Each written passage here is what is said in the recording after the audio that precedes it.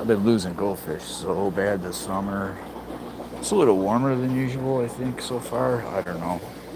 They're not doing good. The only ones that are hanging in there are the babies. I have not lost a single. The fucking adults are dropping dead like crazy.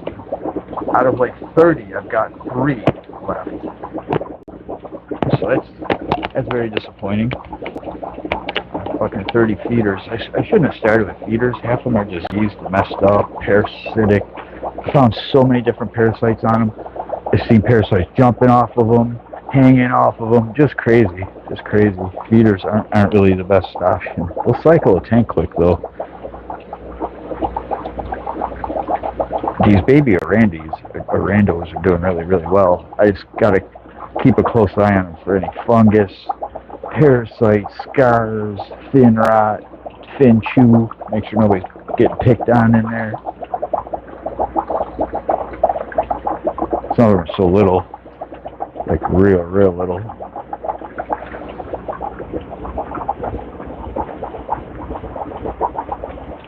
Chubby little nuggers.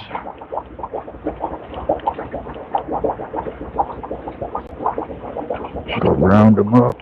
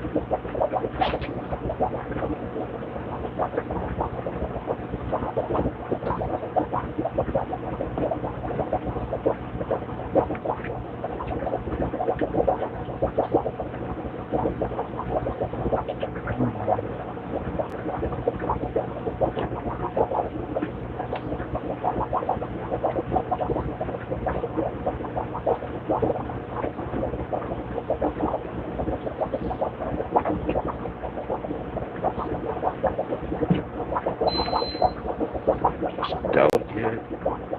Just afraid of losing them dropping.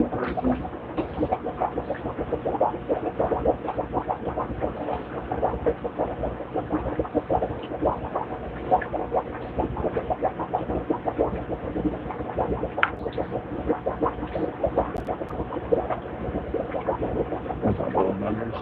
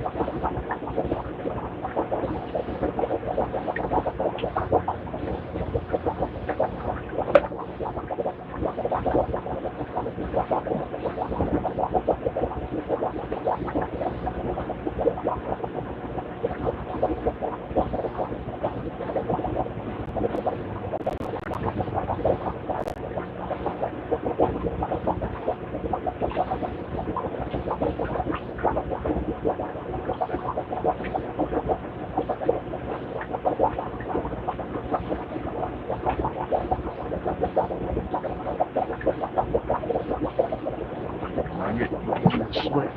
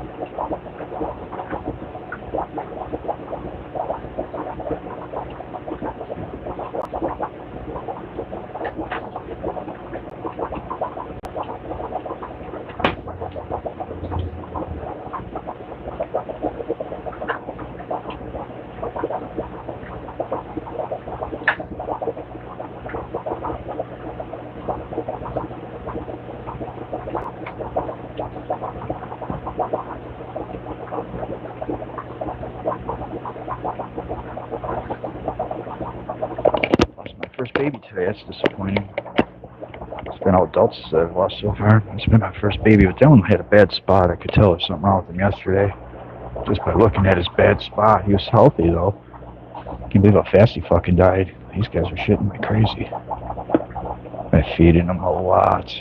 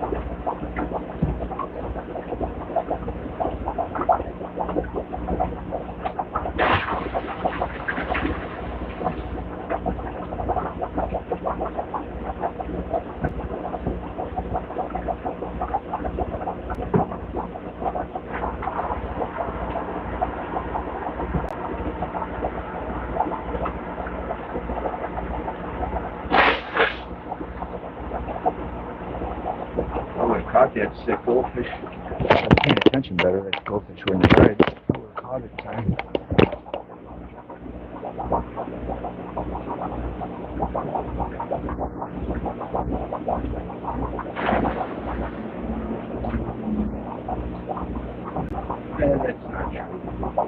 That's not true. It could have been anything. I really don't know what it was.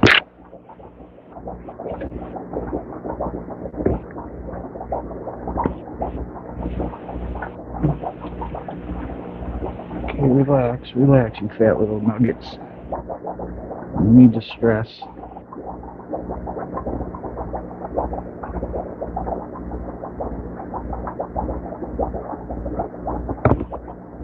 Oh.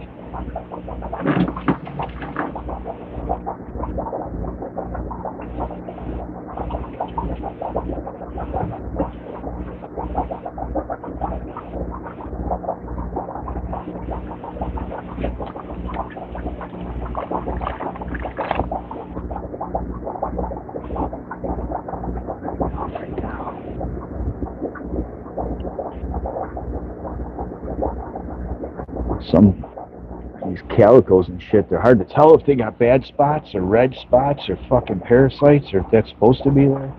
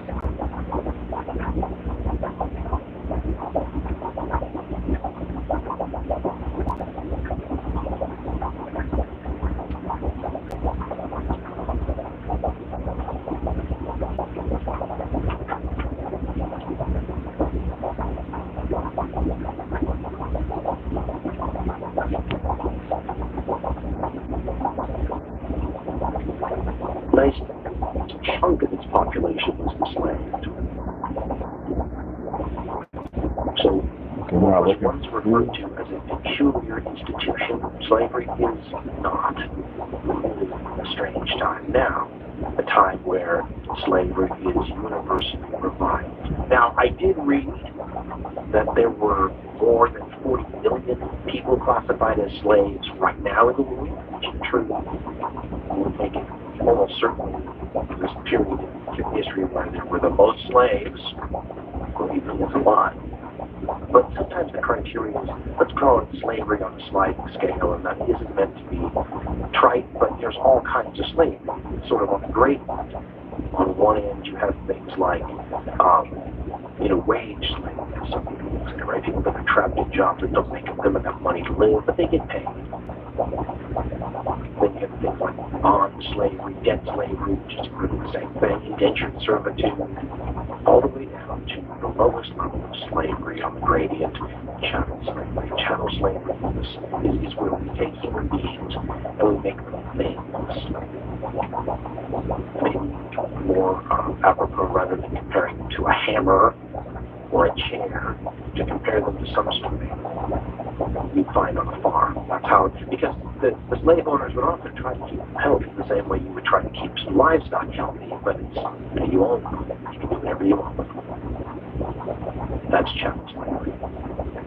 Serfdom, peasantry, there's all kinds of these things that fall somewhere in the category.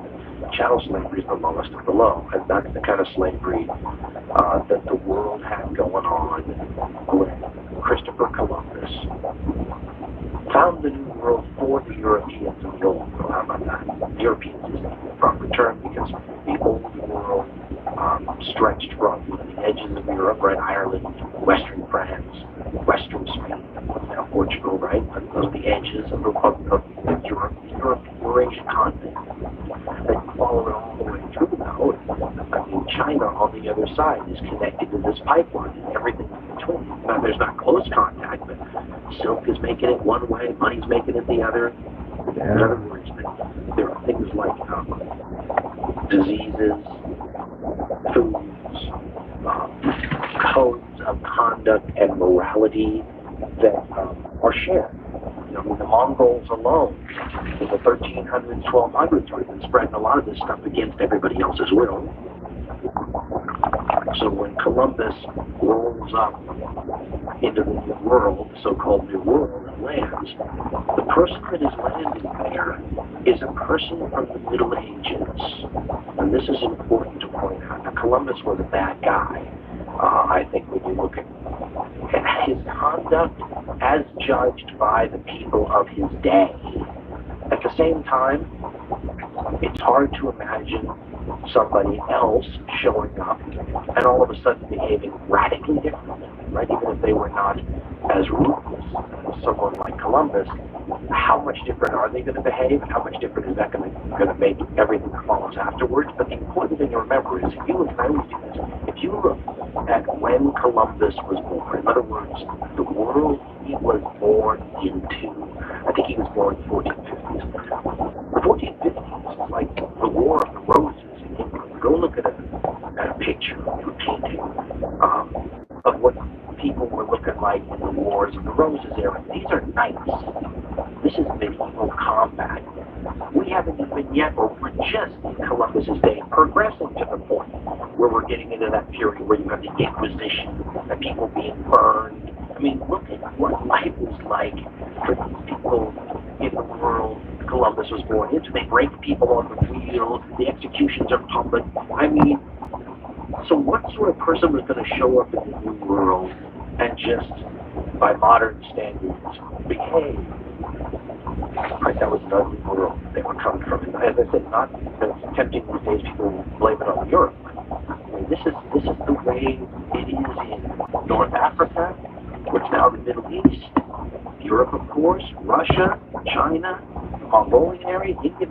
This is a shared understanding of man's inhumanity to man, and things like slavery, well, it's everywhere. And it's an equal opportunity atrocity. In Columbus's day, before he finds the so-called New World, enslavers were more likely to care about the slave's religious affiliation than their skin color. The Christians in Spain who enslaved Moors across to North Africa, North African peoples who are like Moroccans and Algerians today, and those people who enslaved the Christians as well. The Turks had lots of slaves, the Arabs had lots of slaves, the Italians had slave markets, the Russians had slaves, the Mongols enslaved everyone, the Chinese had slaves, the Indians had slaves, they had slavery in sub-Saharan Africa, so-called Black Africa, and they had slavery in the Americas before Columbus even got there. Similar pattern to the rest of the world too. Some peoples had it, some people didn't. Amongst the people that did practice slavery, it was on the slavery gradient scale too. And you'll often hear people sort of trying to defend these tribes as not really being slave-owning tribes, because the slave was more like a family member who couldn't leave and had to do whatever they were told, but that is a little different on the slavery gradient scale than someone who's captured in war and is a slave who's held as raw fodder for some sacrificial religious event that is upcoming, right? You're going to be the star of the show. Little fucking pigs. Needless to say, Little piglies. Skin color did not play a role. They're gonna be shitting like crazy. Because the peoples of the Americas were basically, close to each other's skin color. It wasn't playing a large role at the time Columbus arrived in the old world yet either. These guys are maniacs. As we said, anyone in Columbus's crew could have found themselves on a ship captured by pirates or slavers, end up in some slave market on a Mediterranean island, find themselves auctioned off, and a galley slave, the Sultan's fleet or something like that. White slavery, as it was called, the pulp comic books of the 20th century play on that a lot, right? Especially the women who ended up in the Sultan's harem, the white women, were such a racial trope. But during this time period, there was some of that, and the Turks had Christian slave soldiers, which is a different slave level of the slavery gradient scale too.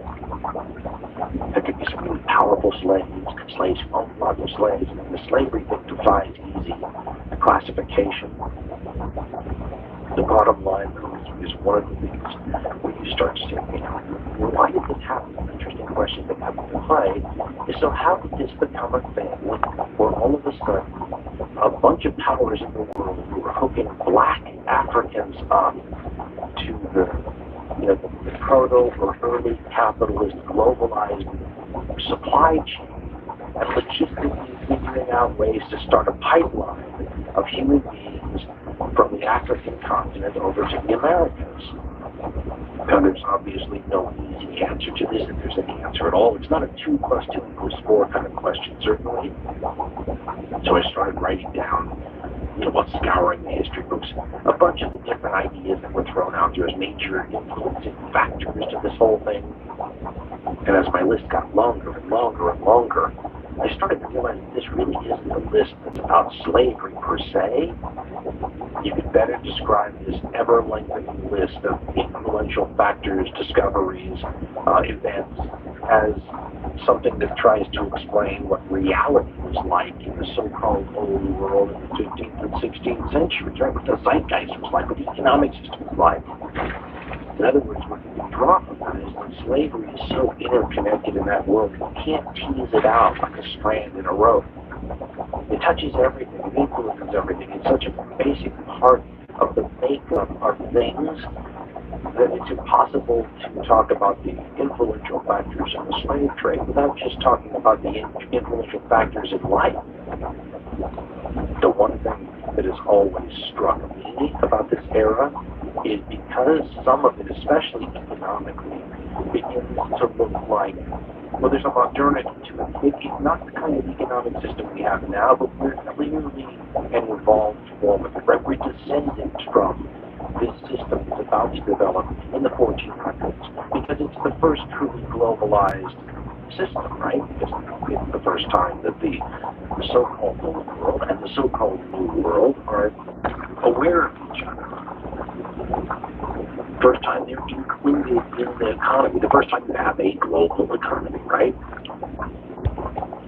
And yet the idea that you could take a kind of a proto-capitalism and in reject human bondage as one of the commodities that it works with, the same way you would work with sugar or tobacco or oil today. It's bizarre. They seem to be from different areas. Like slavery should have already died out before we got to this level of ability to, maximize mercantile operations, right?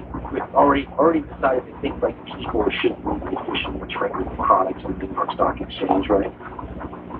And instead of these old ideas going away because they don't fit into a new modern paradigm, what instead you see is a fusion, don't you, of this very ancient human institution of bondage mixing with the proto-modern economic renaissance, the first globalized.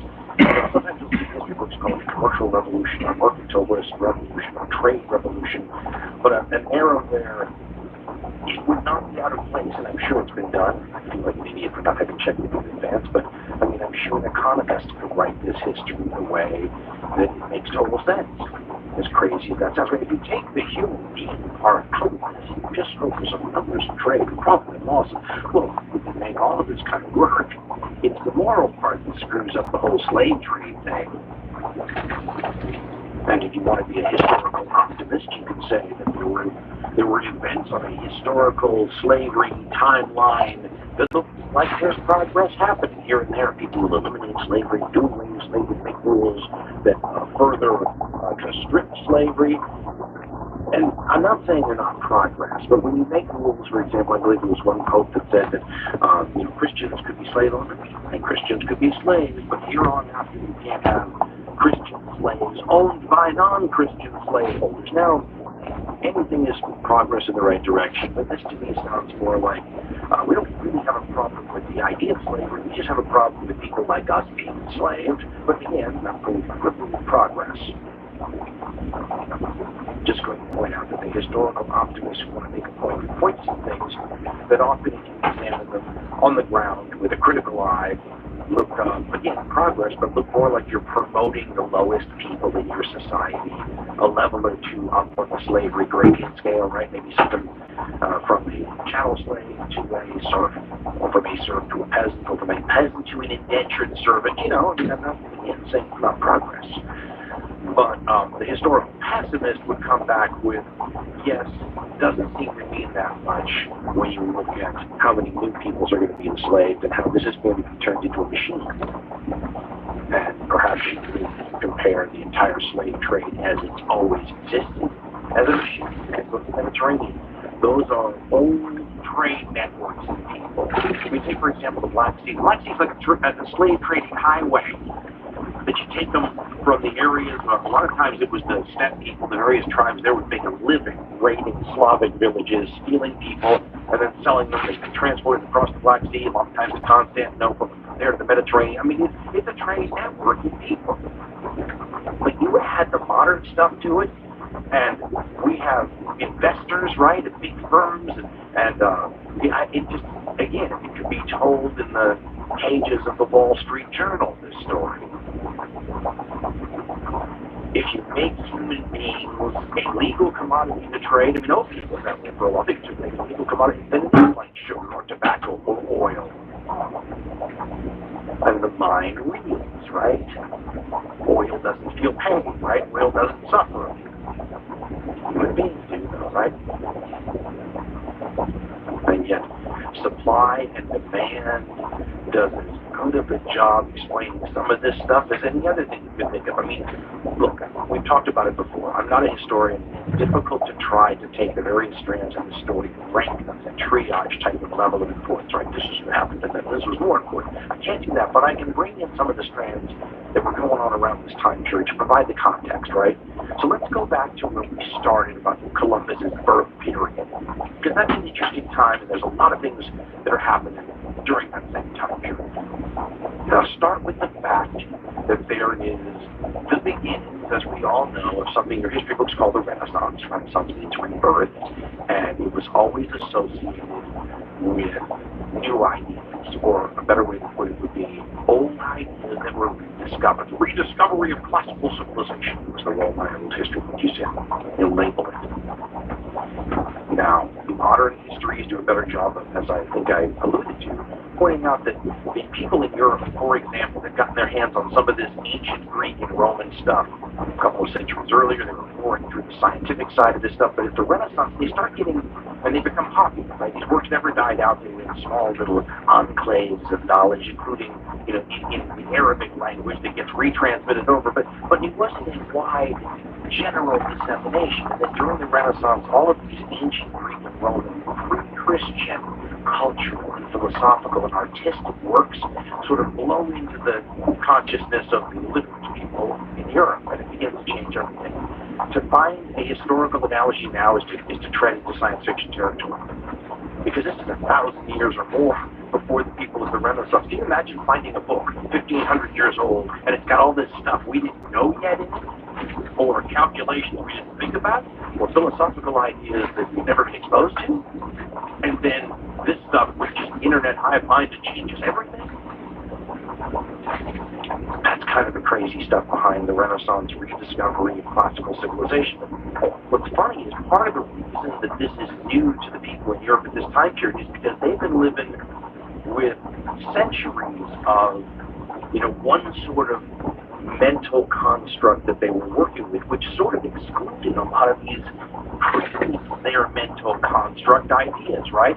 They lived in a very Christian world. One professor of mine described it as a human cup of coffee that all of a sudden gets an injection of pre-Christian, cream or half and half into the mix, and you can imagine, what that does in terms of the time period upcoming is in part influenced by all of these ideas and a bunch of people who had a very, very, very, very Christian worldview, and one that was enforced. Remember, this was the kind of mental thing that if you deviated from it too much, you would find yourself in dire, dire, dire straits.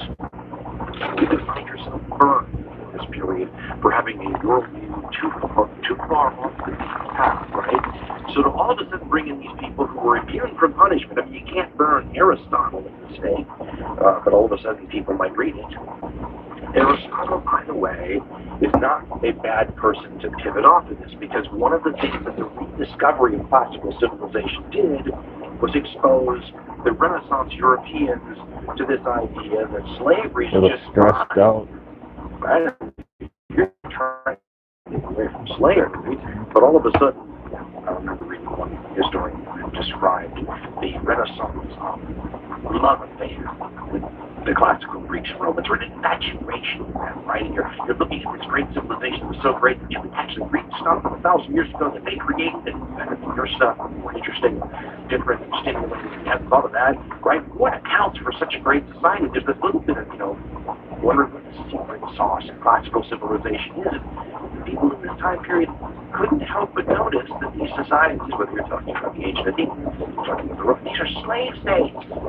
Maybe slavery's got nothing to do with it. And then you start reading some of the ancient Greek justifications for slavery and some of the Roman justifications for slavery. You can't help but notice that these will become like a standard justification that you will hear all the way up into, like the United States antebellum 1850 era or something. You're still hearing the lines that, listen, slavery's good for the slaves.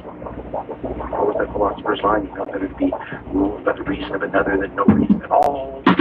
Right? You'd be better off listening to your master's decisions on life, because you'll be a happier person if you made your own decisions and your reflection.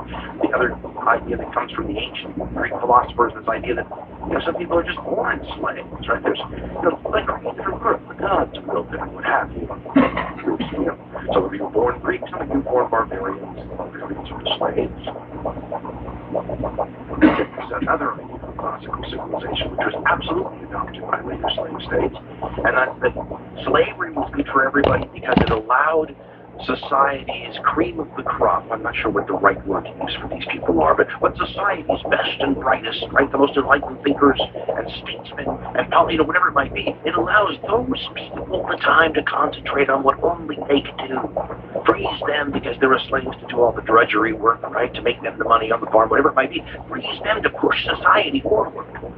Only by being a man of leisure could these people play their role in society just like the slave plays their role in society. You can almost see a cosmic, organization of it all, can't you? See how it all fits together. The point being is, at a time period where maybe a historical optimist could see signs that, along with this new modern world, maybe there'll be a more modern view of human relations when it comes to things like slavery, and then all of a sudden you get this intellectual competition, right? A school of philosophy that kind of, by way of example, argues for just the opposite, right? Well, it didn't hurt Greece or Rome to have all those slaves. You also begin to run into a terrible, this could be on the Wall Street Journal pages too, but a terrible supply and demand situation that various developments in this day and age seem to offer a resolution for. So let me explain. Let's go back to Columbus's birth again, right? So 1450-ish, 51, 52, right in there.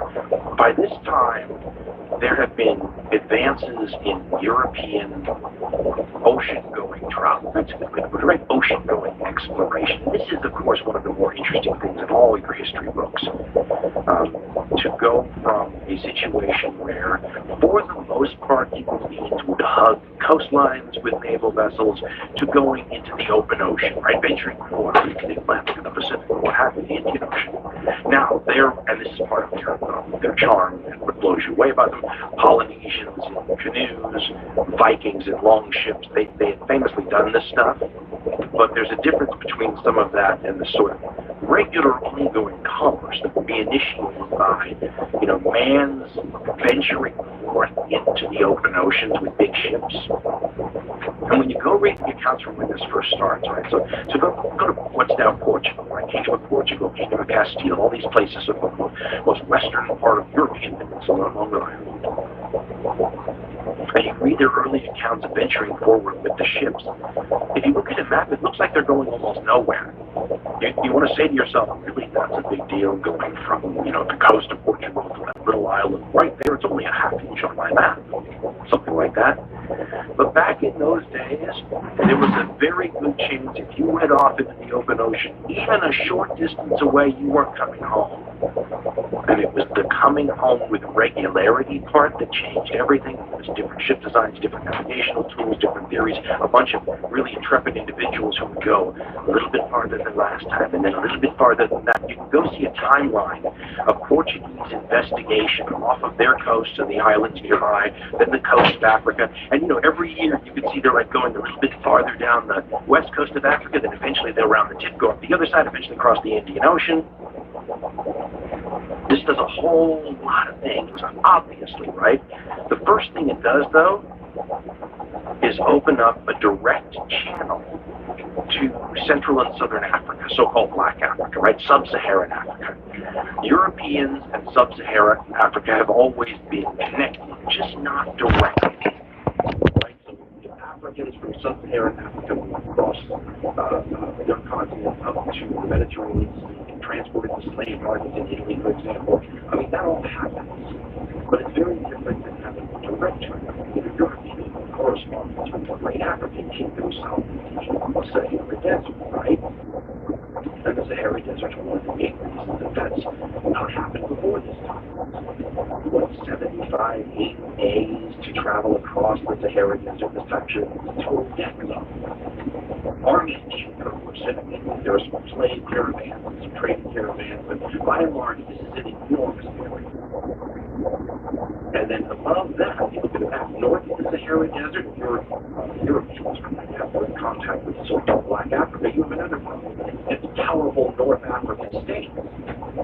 Right? You have a very good thing. First, you have powerful North African states blocking you from Central Africa, and then south of them, you have the giant Sahara Desert. You can see why the Sub-Saharan Africans and the Europeans required middlemen to do much interaction before this time period. But what's so fundamentally different about this is eventually Portuguese making their way down the African coast get to the level that's south of where the Sahara Desert is. In other words, their ships make direct contact with Sub-Saharan African kingdoms.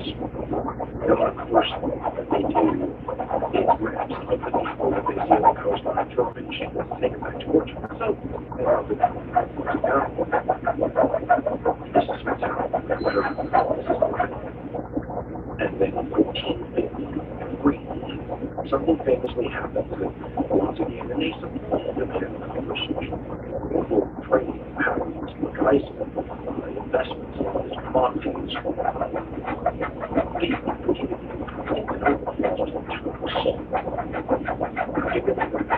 Constantinople's modern-day Istanbul, Romans, I'll later Roman city called Byzantine city, maybe. And then in 1453, it's taken finally by the Turks. And if you look at Istanbul, then you can see how it basically goes access to Black Sea. It's the nose on the wine-skin bag that is Black Sea. And as we said earlier, Black Sea is a major slave transport. So this is how you get your so-called white slaves from the Slavic regions and all there, all the way down to the major slave markets. And when Constantinople falls, the Ottoman Turks cut off, they divert the slaves that were coming from that area to major slave markets in the Mediterranean to their own areas, the Islamic areas in the Middle East, places like that,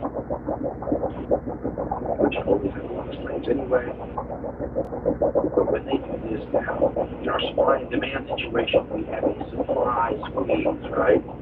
What would any good business person do if all of a sudden your access to raw materials will reduce? And that's a good way to look at this too, because slavery, even though it's like the currency, people are like money. You can get money.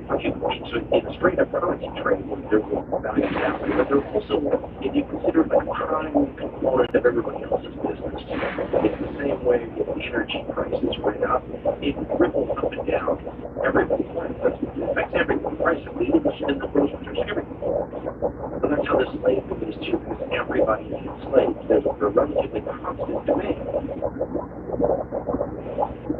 And sometimes a new enlightened policies end up making that situation even worse. For example, if you say something like, well, Christians shouldn't be slaves anymore, you just cut the market that's available in that raw materials category. Don't you? So this is a time period where there's a heavy-duty demand. Supply gets better technical, and anybody in the right mind will produce source of raw materials. It's right around the same time period that the Europeans have made direct contact with sub-Saharan Africa, which has always been a big source of slaves. Not to the Europeans, to the Islamic states, for example. There was a big slave rebellion lasted more than a decade, killed a ton of people in what's now modern-day Iraq, led by the black African slaves, 1869, I believe, a big rebellion. But it shows you how long these trading patterns have been, what Europe has been beat your opponent in war, take the captives, and you sell them. Make them your own slave, right? And this universal slave to have them. That's a good way of putting it. This is not universal, it just happens. People could fall into slavery due to crimes and be punished by their own people. The bottom line is that in a certain point, the European, we say that now, but really being Portuguese, the English are not doing this shit, for example, but the Portuguese start to realize that rather than steal your own man steal is like a term that was used for some rather than steal your own people, you would just tap into the already existing trade network.